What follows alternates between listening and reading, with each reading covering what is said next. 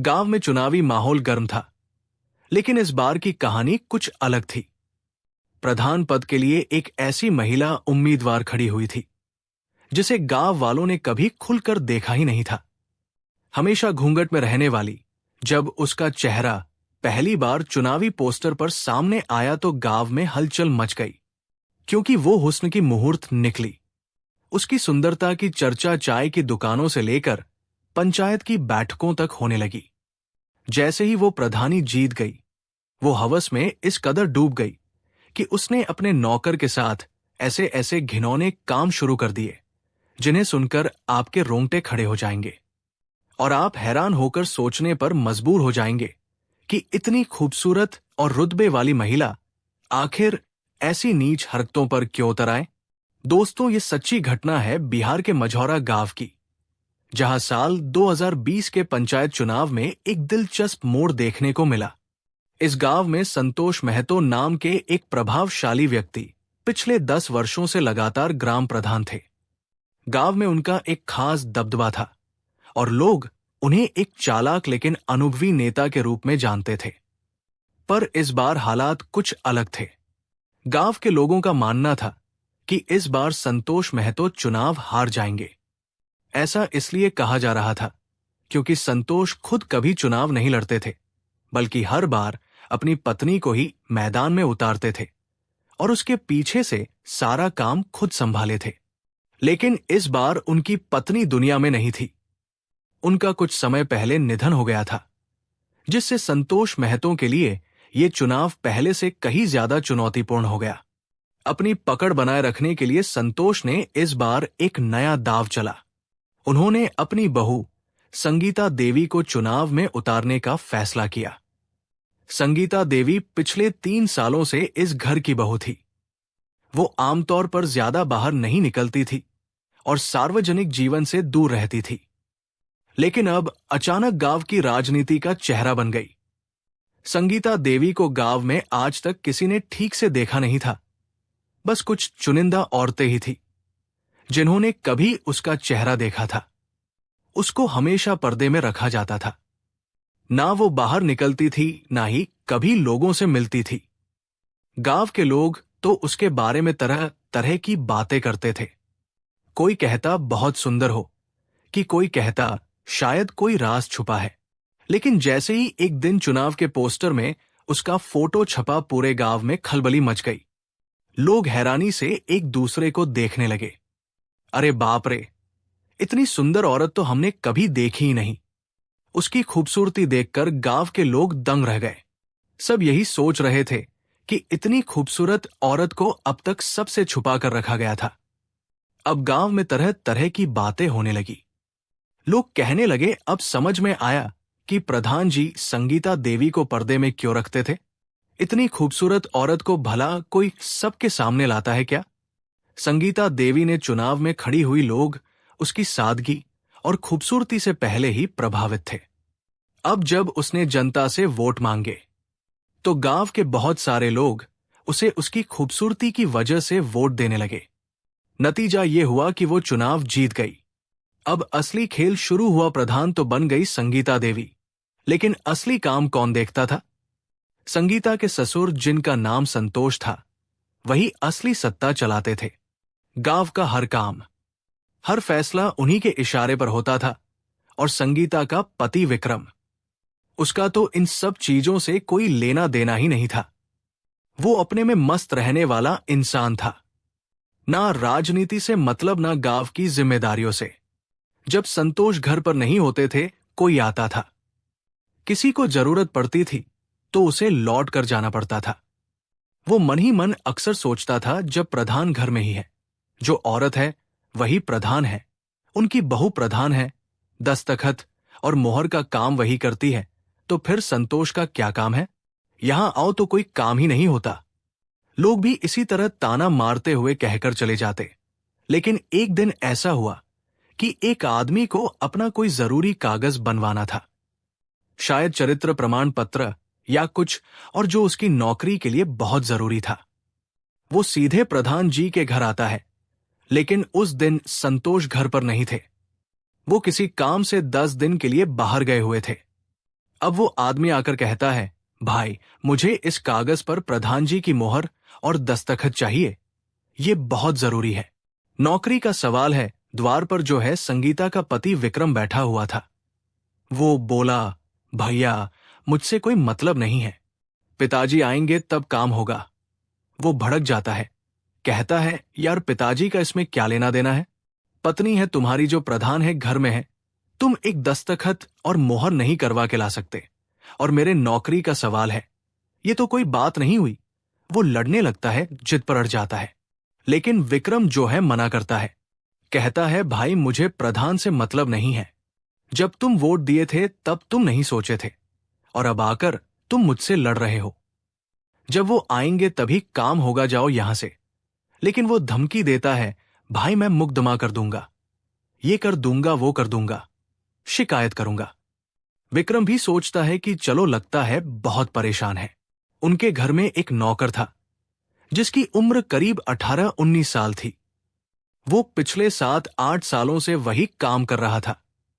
उसी गांव का रहने वाला था और उसका कोई अपना नहीं था, इसलिए वो वही रहकर काम करता था। वो घर के जानवरों को चारा देता था, खेती बाड़ी का भी थोड़ा बहुत काम देखता था। उसका नाम राकेश था। एक दिन घर के मालिक ने राकेश को बुलाया और कहा, राकेश इधर आ, ये कागज ले जा और अपनी भाभी से इस पर दस्तखत और मोहर करवा ला। राकेश कुछ देर चुपचाप खड़ा रहा, क्योंकि वो कभी उस घर के अंदर नहीं गया था। उसको घर में जाने की इजाजत नहीं थी।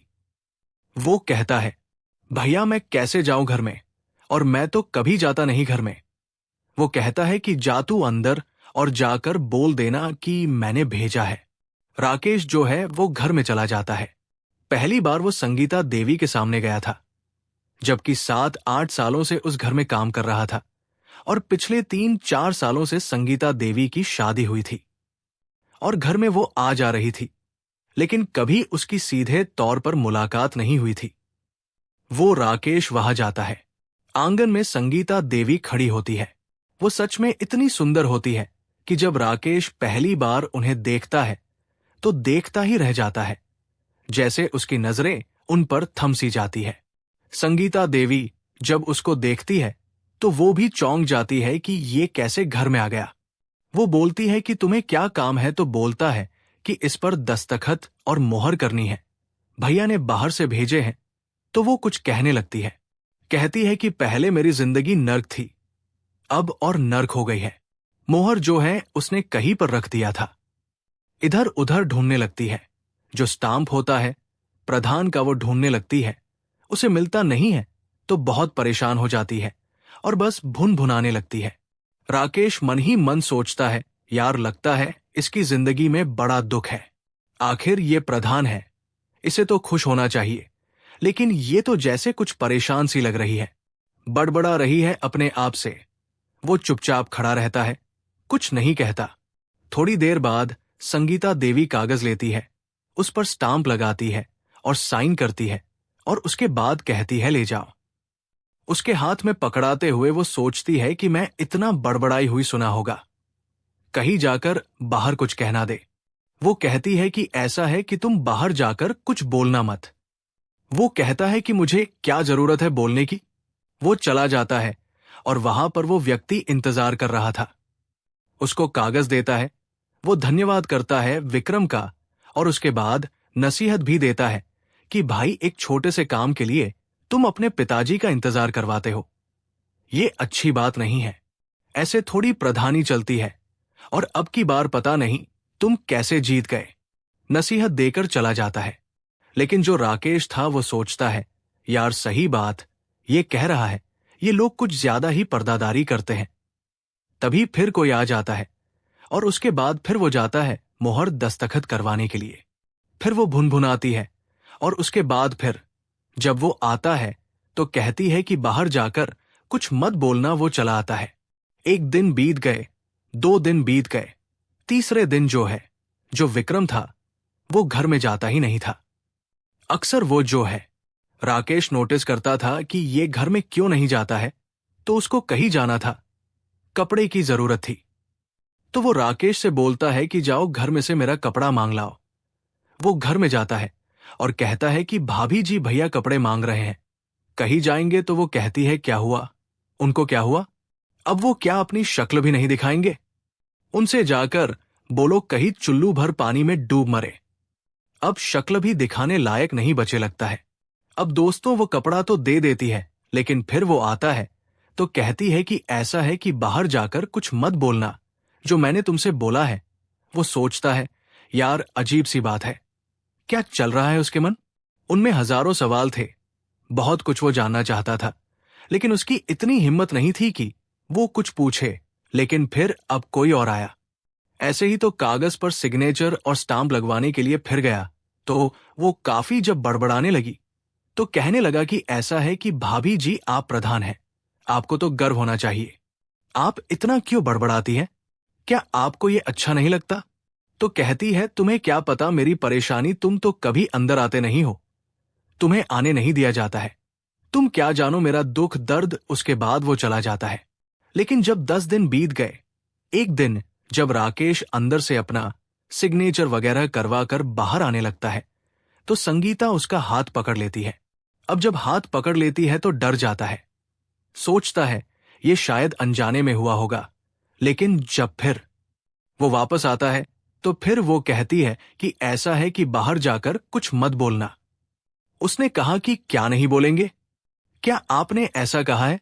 तो बोली मैंने जो तुम्हारा हाथ पकड़ा, ये चीज बाहर जाकर मत बोलना। अब दोस्तों वो समझ जाता है कि क्या कुछ होने वाला है, उसके खुशियों का ठिकाना नहीं, क्योंकि जीस को देखने के लिए लोग तरस जाते थे। कहीं ना कहीं वो अपनी तरफ से हाथ बढ़ा चुकी थी। फिलहाल वो बाहर आता है। 10 दिन बीत चुके थे और उसके बाद जब संतोष आते हैं, जब उनको पता चलता है कि ये घर के अंदर गया था, ऐसे ऐसे कोई आया था और कागज पर दस्तखत मोहर वगैरह करवा रहा है, तो वो बुरी तरीके से भड़क जाते हैं। उसको उल्टा सीधा कहने लगता है, तेरी हिम्मत कैसे हुई घर में जाने की? उसने बोला मैं तो नहीं जा रहा था, भैया ने भेजा। अब वो अपने बेटे पर भड़क जाते हैं, विक्रम पर भड़क जाते हैं। उसे भी कहते हैं कि अगर तुझे इतना ही शौक है तो अपनी बीवी को ले जा, मार्केट में बिठा दे, वहां अपना दस्तखत मोहर करती रहेंगी। और फिर जाकर अपनी बहू को भी डांटने लगते हैं। राकेश के समझ में नहीं आता क्या चल रहा है अंदर इस तरीके से। लेकिन दोस्तों अगले दिन इन दोनों को कहीं जाना था। विक्रम और संतोष दोनों बाइक से जा रहे थे और कोई ट्रक वाला उनको रास्ते में ठोक दिया और इन दोनों की मौत हो जाती है। जैसे ही ये खबर लगती है गांव में हाहाकार मच जाता है। सारे लोग जुटते हैं, क्रियाक्रम होता है और उसके बाद सब हाय हाय करने लगते हैं। लेकिन एक कहावत है कि एक अनार और 100 बीमार। अब जो संगीता देवी थी, दोस्तों प्रॉपर्टी भी थी 40 से 50 लाख की।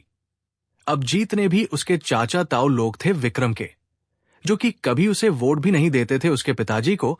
वो सारे लोग आने लगे और उनके लड़के भी थे। तो कोई इधर से कहता है कि कोई बात नहीं, और हमारे घर की ही बहू है, हम अपने लड़के से अब शादी करवा देंगे, घर का मामला घर में ही रह जाएगा, और इतना प्रॉपर्टी है तो वो भी हम लोग देखेंगे। अब कई लोग इस तरीके से, जो विक्रम के मौसा और मामा फूफा ये सब लोग थे, वो भी इस सब चीज के दावेदार बन गए, क्योंकि उनके भी लड़के थे। वो भी यही प्रस्ताव रखें, क्योंकि संगीता देवी सुंदर भी थी। 4 सालों से कोई बच्चा वगैरह भी नहीं था, तो वो सारे लोग अब यही चाहते थे कि मेरे घर पे आ जाए या मेरे लड़के से शादी कर ले। कहीं ना कहीं सबकी नजरें जो है वो प्रॉपर्टी पर टिकी हुई थी। लेकिन इधर जो राकेश था, अब थोड़ा बहुत इन दोनों के बीच में दोस्ती हुई थी, संगीता और राकेश के बीच में। और जैसे ही बात आगे बढ़ती ये हादसा हो गया। उन दोनों की कहानी वहीं पर खत्म हो गई। कहानी दूसरी चालू हो गई। अब उसके माँ बाप भी आए, जो संगीता देवी के थे उसके मायके से आए। वो लोग भी चाहते थे कि उनकी बेटी किसी से शादी कर ले, क्योंकि अभी तक उनकी बेटी ने जो कुछ झेला था वो उनका दिल ही जानता था। उन्होंने किसी से कुछ कहा नहीं था। दरअसल जो विक्रम से शादी हुई थी बहुत गलत हो गई थी। विक्रम जो है किसी भी हालत में संगीता के लायक था ही नहीं। 3 सालों में कभी भी उसने उसको एक हिसाब से छुआ तक नहीं था, क्योंकि उस कंडीशन में नहीं था। और संगीता ये चीज अपने माँ बाप को बता चुकी थी। लेकिन फिर भी वो लोग सोच रहे थे कोई बात नहीं, इलाज चल रहा है, दामाद ठीक हो जाएंगे। लेकिन दोस्तों, ऐसी कोई बीमारी थी उसके अंदर की, वो कभी ठीक नहीं होने वाला था। लेकिन अब यह हादसा ही हो गया कि दोनों लोग चले गए। और इसीलिए जो संगीता के ससुर थे वो उस पर कड़ी नजर रखते थे कि किसी के संपर्क में ना आ जाए। इसीलिए ना किसी से मिलने जुलने देते थे, ना किसी को अंदर जाने देते थे। संगीता को ही उसके मायके कम ही भेजते थे। एक हिसाब से वो अपनी रेपुटेशन के लिए, अपनी इज्जत को बचाने के लिए की। हाँ, मेरा बेटा ठीक है, मेरी बहू मेरे घर में है, वो जो है उसको एक हिसाब से जबरदस्ती घर में रखते थे। और संगीता देवी भी मजबूर थी, किसी तरीके से दिन काट रही थी। लेकिन जब ये सब हो गया तो अब जब सारे लोग बोलने लगे कि चलो अब हम जो है इसके दावेदार हैं, संगीता ने सबको मना कर दिया। उसने बोला कि मुझे शादी नहीं करनी है। सब जो है निराश हो गए, अपने अपने घर चले गए। 1-2 महीना हो गया। अब राकेश और संगीता दोनों घर में रहते थे, इनके अलावा और कोई नहीं रहता था। लेकिन इस बीच जो उसके पट्टीदार के लोग थे, जो कि उस धन के दावेदार थे, तो वो सोचने लगे कि अगर ये शादी नहीं करेगी तो कम से कम कहीं चली जाए यहां से, और चली जाएगी तो फिर धन पर हमारा कब्जा हो जाएगा। और इसलिए उन्होंने उसके खिलाफ षड्यंत्र रचना शुरू किया। वो जाकर पुलिस थाने में रिपोर्ट दर्ज करवा दिए कि जो राकेश है और संगीता है, इन लोगों ने मिलकर ये एक्सीडेंट करवाया था, और जिसकी वजह से उन बाप बेटों की मौत हो गई थी। पुलिस वाले जांच में जुट जाते हैं, लेकिन जब वो पाते हैं कि इसमें कोई सच्चाई नहीं है, ये सिर्फ धन दौलत हड़पने के लिए झूठा इल्जाम लगाया जा रहा है, तो पुलिस वालों ने उन लोगों को भी डांटा फटकारा और बोला कि आइंदा ऐसी गलती मत करना, जो महिला है उसे सुकून से रहने देना। लेकिन इस पर भी वे लोग नहीं माने। वो राकेश को धमकाने लगे कि तू यहां से कहीं चला जा। लेकिन राकेश जाता तो कहा जाता, उसका कोई था नहीं, और वैसे भी वो छोड़ के जाना नहीं चाहता था। वो सोचता था कि मैं चला जाऊंगा तो संगीता देवी परेशान हो जाएगी, अकेली हो जाएगी। वो सोचता था पहले ये घर को छोड़ कर जाए, फिर मैं जाऊंगा। और जो चाचा ताऊ लोग थे, पट्टीदार थे, वो मानने को तैयार नहीं थे। वो सोच रहे थे कितना जल्दी इसका धन जो है वो हमारे कब्जे में आ जाए। अब वो जो है रोज नए नए इल्जाम लगाने लगे कि इसको घर में कोई कमी है नहीं, एक मर्द है तो इसको किस चीज की कमी है।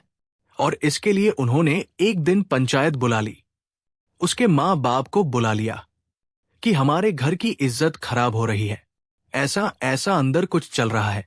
उसके माँ बाप आए, कई लोग आए, पंचायत जुटी, पुलिस वाले भी आ गए। तो उन लोगों ने कहा कि भाई हमारी इज्जत खराब हो रही है, आप अपनी बेटी को ले जाओ, इसका कहीं शादी वगैरह करो। लेकिन उसके माता पिता ने कहा कि हम शादी करेंगे, लेकिन यहीं पर करेंगे। उन्होंने बोला किससे करोगे? उन लोगों ने बोला राकेश से करेंगे। अब जब राकेश ये बात सुनता है तो उसका मुंह खुला का खुला रह जाता है, वो कुछ कह नहीं पाता। उसे पूछते हैं शादी करोगे, तो कहता है जैसी आप लोगों की इच्छा, और ये लोग कहते हैं ये कैसे करेगा। बहुत गहमा गहमी होती है। पुलिस को बुला लिया जाता है। जब पुलिस वहां पहुंचती है तो लोगों से सवाल जवाब किए जाते हैं। संगीता देवी से भी पूछा जाता है। संगीता देवी साफ साफ कहती है, हां, मैं राकेश से शादी करने के लिए तैयार हूं। लेकिन दोस्तों, जब उसके माता पिता ने संगीता से पूछा बेटी जिंदगी के बारे में क्या सोचा है, तो उसने बोला था कि कहीं ना कहीं जो राकेश है, जिसे धन दौलत से कोई मतलब नहीं है, क्योंकि वो कह चुका था कि जैसे ही आप इस घर से जाओगी मैं भी इस घर से चला जाऊंगा। उसने कई बार संगीता को बोला था कि आप कहीं शादी कर लो, ये धन दौलत किस काम का, आपके लिए कंकड़ पत्थर के समान है। उसने मुझे बहुत समझाया था। संगीता देवी समझ चुकी थी कि इसको धन दौलत से कोई मतलब नहीं है, इसको सिर्फ मेरे सुख और चैन से मतलब है। इसीलिए उसने माँ बाप से कहा था कि अगर राकेश से मेरी शादी हो जाएगी तो बहुत अच्छा होगा। दोस्तों, तो इसीलिए उन लोगों ने प्रस्ताव रखा और वहीं पर इन दोनों ने एक दूसरे से शादी के लिए हाँ कर दी। अब वहां मौजूद लोग हैरान रह गए कि ये कैसे हो गया, लेकिन पुलिस वालों ने साफ कह दिया, भाई ये भी बालिग है। लड़का 21-22 साल का है और संगीता 23-24 साल की। अब ये अपनी मर्जी से जो चाहे वो कर सकते हैं, कोई बीच में दखल ना दे। तो दोस्तों, इसी तरह से इन दोनों की शादी हो गई। अजीबोगरीब कहानी थी, लेकिन यही सच्चाई है। ये कहानी सुनाने का मेरा उद्देश्य किसी की भावनाओं को आहत करना नहीं है, नहीं किसी गलत कृत्य को बढ़ावा देना है। मेरा मकसद केवल लोगों को जागरूक और शिक्षित करना है, ताकि हम सभी मिलकर एक बेहतर समाज का निर्माण कर सकें। आपको ये कहानी कैसी लगी,